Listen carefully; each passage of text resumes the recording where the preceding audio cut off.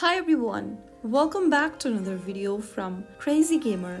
Today in this episode we will be learning how to log out of Critical Ops account using your mobile device. Before beginning, I'm gonna have to say that Critical Ops does not have a direct logout button. The proper way to log out is by forcing the app to close and clearing its session. Whether you are using Android or iOS, if you follow through the steps, you'll be good to go. In order to log out of Critical Ops, you'll need to force close the app.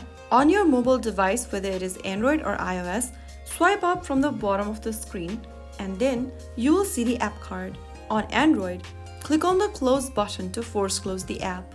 On iOS, swipe up on the app preview in the app switcher to close the app completely. Now, open the app again from the app drawer and this will restart the game. You'll be required to log into your account by entering your credentials. Go ahead and log in back again and your game will be loaded right away. So that's the easiest way and the effective way to log out of Critical Ops on your mobile device. If you found the video helpful, don't forget to like, share and subscribe to the channel. I will be back again in the next video. Thank you for watching.